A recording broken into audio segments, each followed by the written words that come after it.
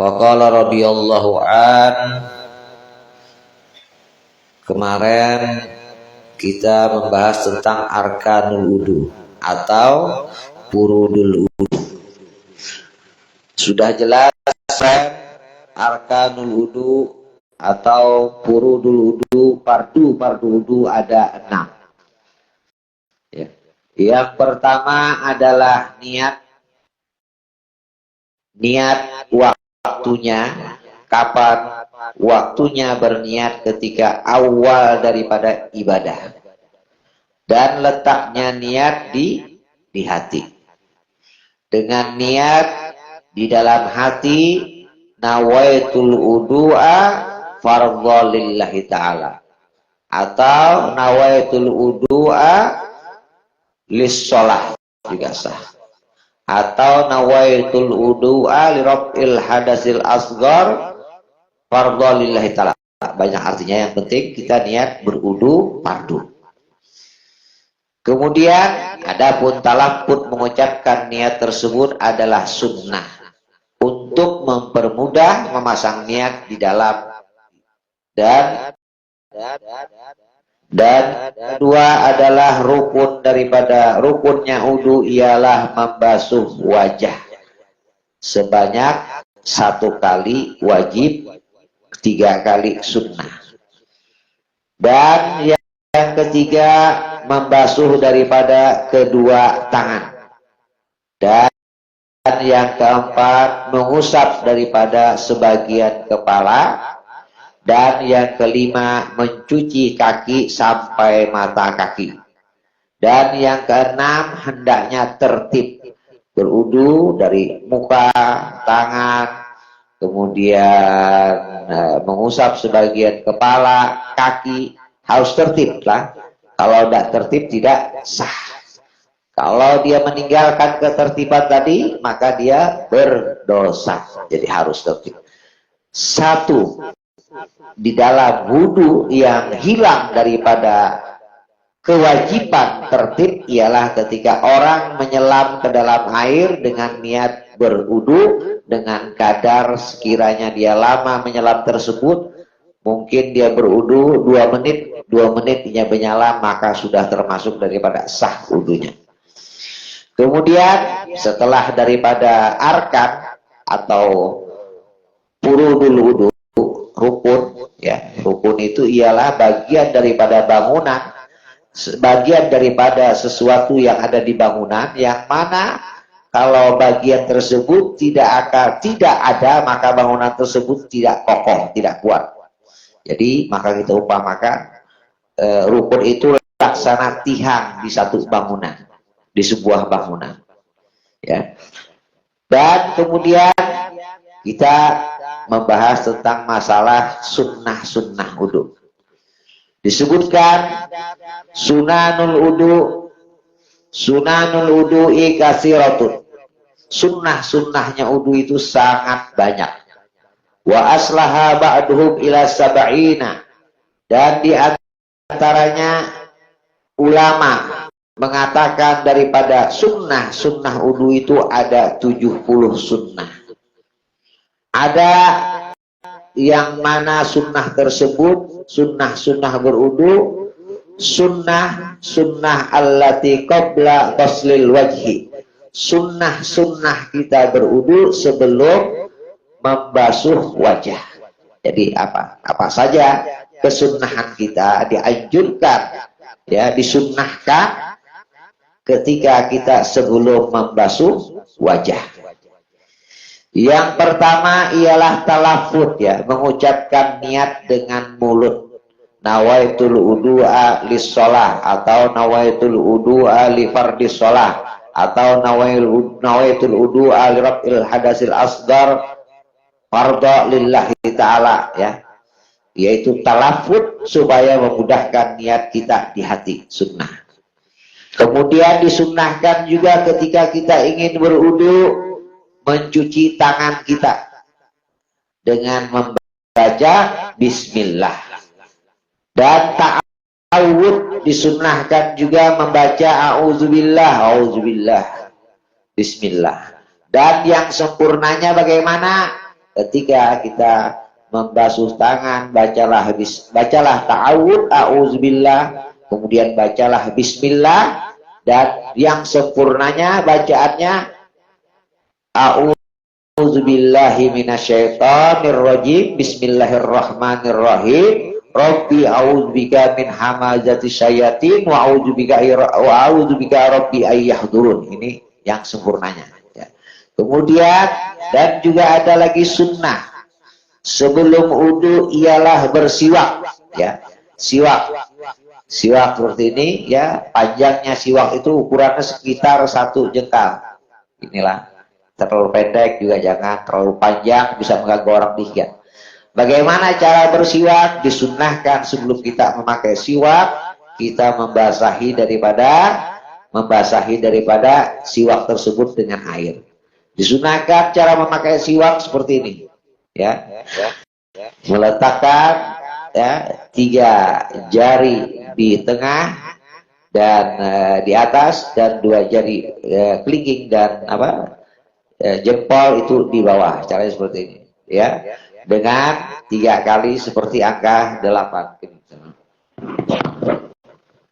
2, kemudian 3. Terakhirnya seperti itu. Jadi disunahkan pakai siwak. Seandainya orang tersebut tidak ada siwak, maka kalau seandainya dia tidak ada siwak, dia memakai sesuatu yang kasar, baju dapat fadilah sunnah memakai siwak. Dan juga disunnahkan kita sebelum berwudu al-madmadah wal istinsyaq ya. Apa itu madmadah? Madmadah ialah idkhalul ma'ila fam, memasukkan air ke dalam mulut. Wa takunu biyadil yumna, dan hendaknya mengambil air tersebut dengan tangan kanan. Kemudian istinsyar, yaitu mengeluarkan air ya. Kemudian mengeluarkannya dari mulut, dan kemudian memasukkannya ke hidung dan mengeluarkannya lagi dari hidung, istinsyak ya. Istinsyak ya, madmadah memasukkan air ke dalam mulut, sedangkan al-istinsyak memasukkan air ke dalam hidung. Kemudian tapi di sini dimakruhkan bagi orang yang berpuasa, tidak disunnahkan.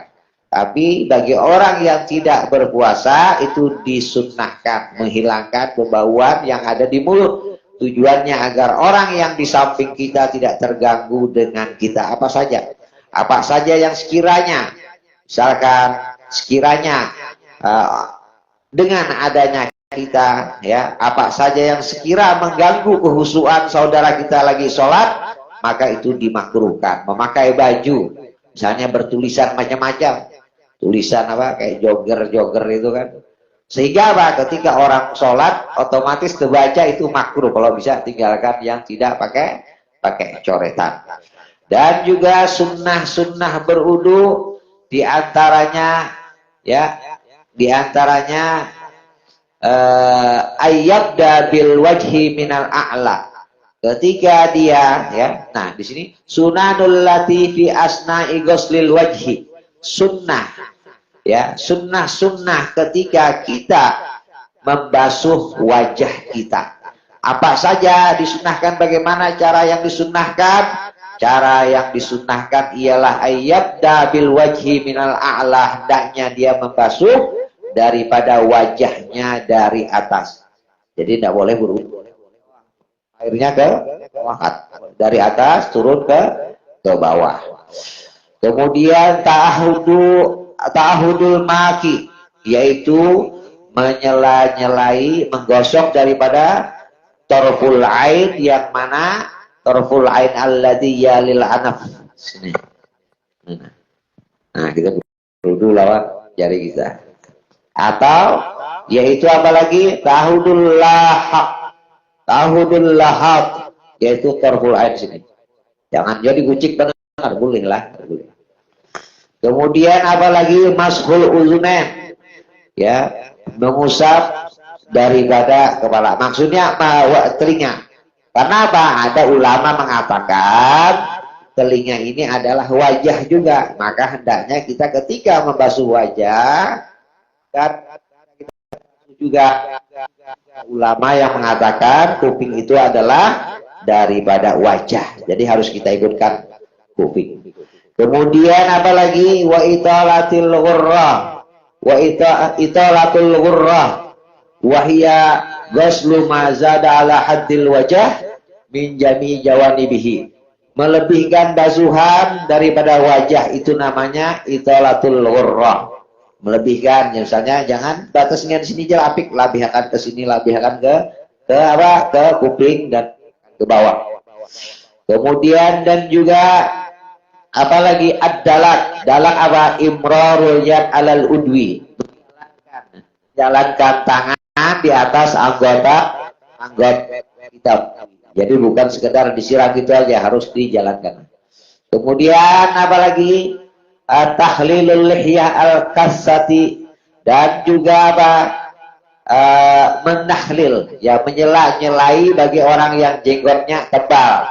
Bagaimana hukum di jenggot orang itu tebal? Bagaimana kita mengetahuinya? Sekira kita berbicara sama dia sekitar 1,5 meter, jenggotnya banyak, tidak terlihat daripada kulit mukanya karena tabalnya jenggot, maka itu dihukumi jenggot tebal. Tidak diwajibkan untuk membasuh semuanya, tapi cukup menyela-nyelainya dari bawah. Dan juga ya, dan juga apa? As-sunanul lati bi asna'i ghuslil yadain, disunnahkan ketika kita membasuh tangan. Apa? Ayyabda minal kaffain in kana yasubul ma'ala nafsi. Kalau kita mengambil air dengan apa? Dengan tangan kita. Kalau orang Bali kan ada kolam, ada keran, kita ambil. Kalau airnya di bawah 2 kulah itu niat iktiraf, tapi kalau airnya 2 kulah, maka dia memulainya dari telapak tangan gini. Ya kan, dari atas. Ya, kalau ngambilin. Tapi seandainya dia seandainya apa? Seandainya yang menuangkan orang lain atau dengan keran, maka disunnahkan dari siku. Tapi ulama ada juga berpendapat kalau seandainya walaupun dia menuangkan air tersebut sendiri atau dituangkan orang atau pakai keran, tetap disunahkan dari atas. Kemudian apalagi tayammun, hendaknya mendahulukan tangan kanan dibandingkan daripada tangan kiri.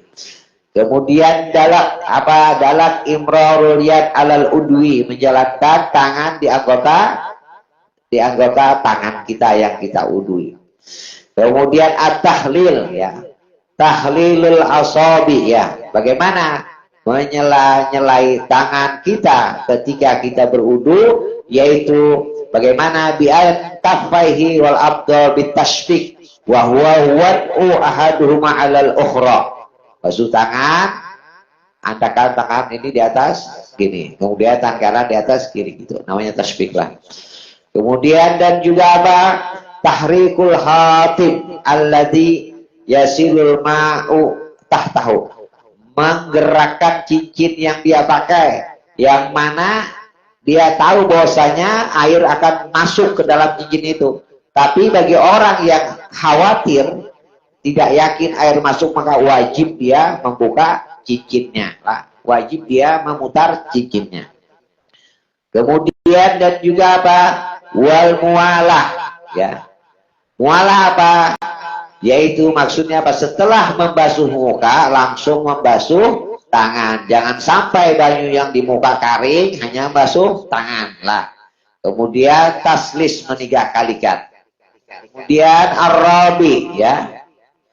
Ar-rabi as-sunanul lati, ya, as-sunanul lati bi asna'i masir ra'si, sunnah-sunnah ketika kita mengusap sebagian kepala. Yang pertama ayat sunnah wa yusannu ayyadha ibhamaihi ala sabghihi, ya, berarti beginilah, ya kan, wa yulsiku, ya, as-sababataini bi ba'dihima wa yabda bil mashi min muqaddam ar-ra'si ilal akhir. Gini. Kemudian ya Wa amma in kana sya'ruhu qasiran jiddan, maka disunnahkan dia untuk yarudduhu, membalikan. Jadi setelah begini balik. Tapi kalau rambutnya panjang tidak disunahkan bolak-balik. Kayak binian cukup sekali ya. Rambutnya pendek, kalau botak ya lebih. Kemudian dan juga mashul uznain ma'ar ra'si ya. Nah, ketika dia disunahkan juga ketika disunahkan juga ya hurujan minal khilaf yaqulu uznain ya. Maksudnya ketika memasukkan membasuh daripada kuping, karena ada ulama mengatakan kuping ini adalah bagian daripada kepala. Kemudian dan juga mashul uznain ya, yaitu membasuh ya daripada kedua kuping, supaya banyak ulama berpendapat bahwasanya ada yang mengatakan kuping ini bagian dari muka, ada bagian dari kepala, makanya kita disunahkan ketika habis mengusap sebagian kepala, membasuh kuping lah. Cara membasuh kuping ini ada 9 cara, di antaranya terakhir harus begini. Katakan orang yang paling bersih kupingnya itu paling cerdas katanya, paling pintar. Katanya pernah sampai dulu pernah dengar Habib Salim bercerita dari suatu ada kalau tidak salah hadis emang artinya setiap Allah menciptakan misalkan kuping ini kan ada manfaatnya supaya binatang mungkin masuk keracunan mati ya kan. Tapi juga jangan dibiarkan orang yang kupingnya kotor juga bisa mengganggu orang yang dihiga. Bahari namanya becorek lah. Nah, jadi hendaknya diperhatikan juga membasuh kuping. Karena orang yang senantiasa, tapi tidak boleh terlalu dalam, senantiasa akan cerdas dia, akan mewarisi kecerdasan. Orang yang biarkan kupingnya korekeng itu bisa mulah dia babal. Bahkan ada Habib Salim cerita diperiksa di satu perusahaan di Jepang, ternyata orang yang paling pintar di perusahaan itu ternyata orang yang paling cerdas dari orang yang paling bersih kupingnya. Itu diantaranya. Kemudian dan juga mashur rukbah ya. Mengusap daripada gulu lah, mungkin biar kada bepaluh. Di sini indal a'immah al-Ghazali wal Baghawi war Rafi wa yusannu bil yadil yumna ya, disunahkan dengan tangan mengusap bulu juga lah. Dan juga as-sadis as-sunanul lati fi asna'i ghuslir rijlain ya, disunahkan ketika kita membasuh kaki bagaimana, yaitu disunahkan kita in kana yasubbu ma'ala nafsihi wa idza yasubbu ala ghairihi fayabda minal ka'bi. Jikalau kita menuangkan air tersebut sendiri pakai gayung, kita disunahkan untuk dari jari. Tapi kalau seandainya dituangkan orang lain, disunahkan dari tumit. Dan disunahkan juga tahlil. Tahlil itu bagaimana? Tahlil itu nyelai jari kita dengan kelingking kiri, diawali daripada kaki kanan dan diawali di kelingking kiri ya. Oke. Dari bawah. Nah, gitu ya. Akhirnya kiri ya, diakhiri ke kelingking kiri kaki ya. Jadi disunahkan dengan seperti ini. Itu namanya tahlil ya, asabi azlain. Dan juga disunahkan italatul ghurrah ila nisfis sak wal akmal ar-rukbat. Disunahkan ketika dia membasuh kaki disunahkan untuk melebihkan basuhannya sampai pertengahan betis, kalau bisa sampai lituhun guril muhajjilin. Kan di sini kan ada wasyabih ya. Orang-orang yang ketika nanti di yaumil mahsyar dibangkitkan itu orang-orang yang biasa melebihkan basuh udunya, melebihkan basuh udunya dari wajah, tangannya dia lebihkan, itu kelihatan cahaya di hari kiamat. Nanti kelihatan cahaya karena orang-orang guril muhajjilin ya dikatakan seperti itu. Dan disunahkan juga setelah ya asal, dan juga disunahkan asabi sunanul lati ba'da faragi minal udu. yaitu apa? Surbuhu min fadlihi, ada air wudu, ya bekas-bekasnya berwudu di muhanya, hendaknya dia minum, disunahkan diminum aja karena bagian asal ibadah. Bagaimana orang yang tansyib, yaitu menyapu, menganduki air wudu basah, itu makruh, menghilangkan asarnya daripada ibadah. Kemudian dan setelah itu apa? Dia menghadap kiblat dan membaca doa, tapi rafi'an yadaihi, dia mengangkat tangannya haitsu yura bayadu ibtaihi, yang sekiranya kelihatan ketiaknya. Jadi gak disunahkan begini, habis wudu disunahkan menghadap kiblat supaya kelihatan ketiaknya, disunahkan. Ya, dengan membaca apa? Dengan membaca asyhadu an la ilaha illallah wahdahu la syarikalah wa asyhadu anna muhammadan abduhu wa rasuluh, ya kan? Allahumma ja'alni minat tawabin wa ja'alni minal mutatahhirin wa ja'alni min ibadikas sholihin. Jadi anak gitu. Jadi kayak inilah.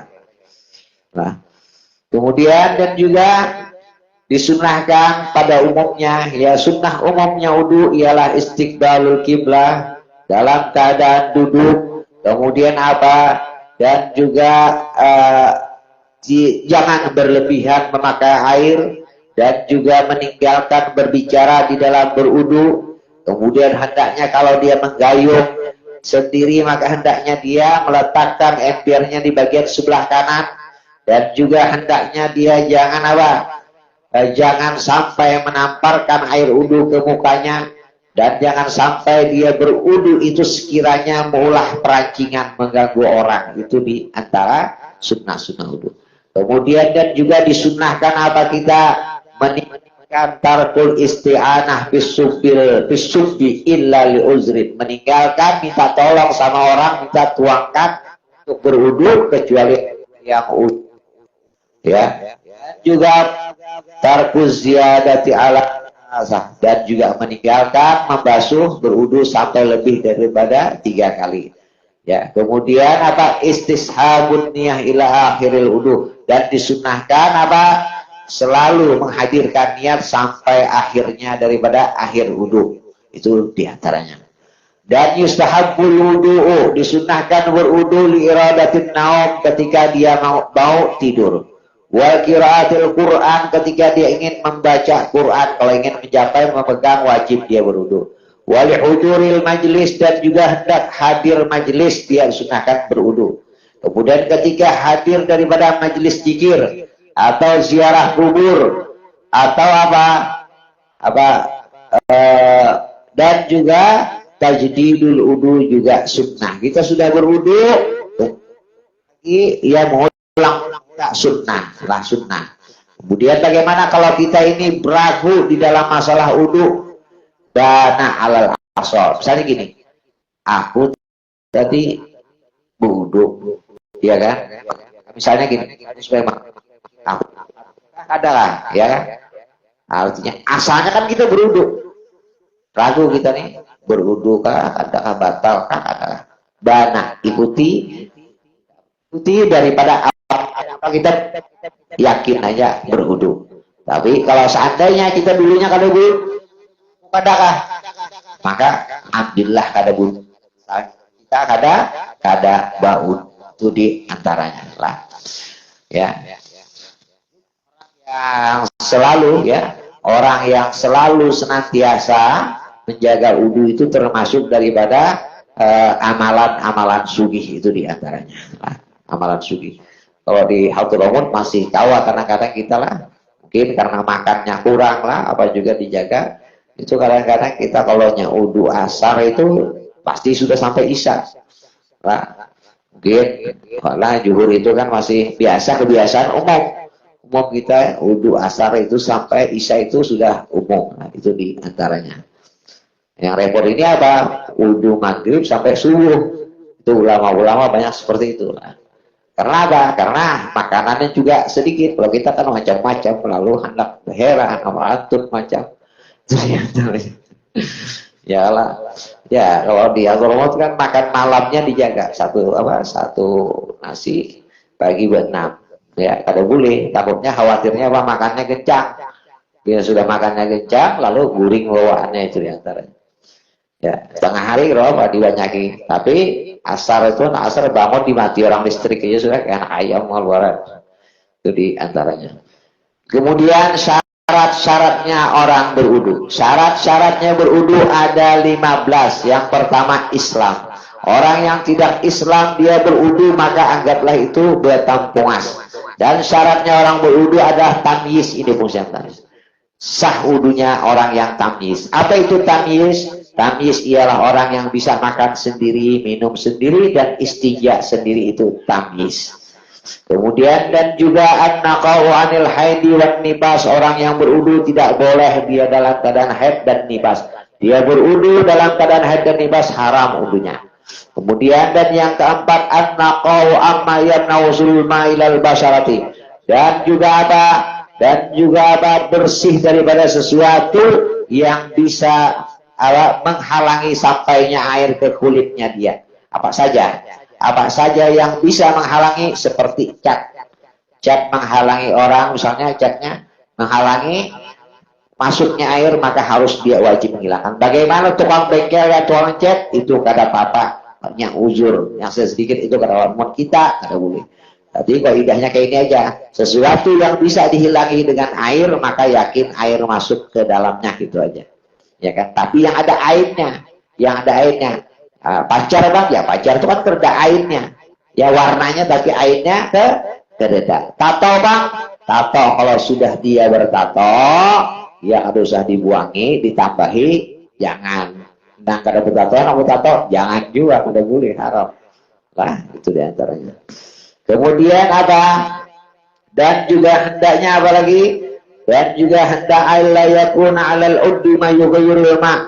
Hendaknya juga hendaknya tidak ada di anggota tubuhnya itu yang mengubah warnanya air. Kebinian, make upnya ketabalan, berudu, bas bajunya berubah menjadi biru, itu kan juga yurul atau bubur basah atau muhanya berdaki gitu. Ya. Dan juga hendaknya apa lagi? Al-ilmu bifardiyatihi, hendaknya dia tahu fardu-fardunya wudu, syaratnya. Bagaimana? Kemudian di sini dikatakan Allah ya'taqida fardan min furudihi sunnah. Orang yang mengatakan fardunya wudu atau rukunnya wudu itu sunnah, maka tidak sah hukum wudunya. Dan juga di sini dikatakan taratan ya'taqida anna kulla af'alil wudu fardan baik. Orang yang mengira semua pekerjaan wudu itu wajib, maka sah aja. Yang repotnya kita bicara kalau Allah adalah sunnah lah. Izalatun najasatil aini. Nah, orang hendak berudu harus menghilangkan ada najis ain. Najis ain itu apa? Ada tahi atau paling bersih dulu. Dia berudu, mungkin dia bakas terpalit tahi anaknya atau kami. Dia berudu satu kali kan hilang. Dia basuh berudu hilang, maka itu tidak dimasuk kategorikan apa? Kategorikan air basuh, maka harus membasuhnya dengan basuhan yang kedua. Basuhan yang pertama menghilangkan daripada najis tadi, maka hendaknya kita harus bersih lah. Dan juga apa? Dan disunahkan juga apa? Jarul ma'alal udi, menjalankan air ke anggota tubuh yang kita berudu. Maksudnya apa? Tidak boleh kita ambil air di anak walimat, ambil banyu di gayung, dia ambil anduk, kada boleh, harus menjalankan. Makanya di pesawat tuh nggak ada namanya apa tayamum, debunya kada ambil satu gelas itu jarumnya. Kemudian dan juga apa? Ada muta'alliqin niyah, jangan sampai menggantung niat. Sengaja berudu, tapi kalaunya tapasanku kehujanan aku ambil wudu, ada boleh. Ya kan, menggantungkan niat. Bila ada tak lagi wudu, ada tamu, aku langsung tapi wudu, kada boleh. Harus menghadirkan niat daripada awal wudu sampai akhir. Dan juga apa? 9 ya, jarul ma'alal udi. Kemudian yang 10 ada 11 jarul 10, 11 tahqiqul mutawaddi ya. Kemudian ada muta'alliq ya. Dan juga apa? Dukhulul waktu wal mualah lidaimal hadas kasalisil bal wal mazzi wal mustahadah. Orang yang salisul bal yang prostat kencingnya menetes, atau orang yang darah istihadah keluar darahnya lebih dari 15 hari, dia berwudu harus masuk waktu. Tidak boleh dia berwudu sebelum dia mau sembahyang zuhur, dia berwudu sebelum zuhur, tidak boleh. Harus masuk waktu zuhur, dia bersihkan, dia berwudu. Satu kali dia berwudu, satu kali sholat wajib. Nanti sholat asar, dia bersihkan lagi, masuk waktu asar, dia berwudu lagi. Niatnya berwudu apa? Nawaitul istibahah li fardhis sholat. Sengajaku ya berniat berwudu untuk diperbolehkannya sholat lah. Dan yang terakhir yang ke-15 ialah apa? Yang ke-15 apa? Dukhulul waqti lidaimal hadas. Yang 15 dukhulul waqti lidaimal hadas lah. Jadi harus itu diantara syarat-syaratnya berwudu. Itu diantara. Bagaimana wudu orang dalam keadaan telanjang? Wudu dalam keadaan telanjang itu makruh. Kalau bisa jangan bertelanjang. Nah, guru nasi itu kalau di Pondok Lawang, waktu kan di pesantren itu kan kamar mandi antri. Guru nasi itu setiap masuk kamar mandi itu bawa tilasan. Dari mau mandi istilahnya, bawa tilasan. Ada parfum di gayung. Jadi kalau beliau keluar kamar mandi itu diparfumi sini. Orang kita kadang-kadang keluar WC tampung kawan mengibas dulu 2-3 menit hanya masuk kawan. Jangan. Jadi orang imam jangan mengganggu orang itu di antaranya lah. Wallahu a'lam bishawab.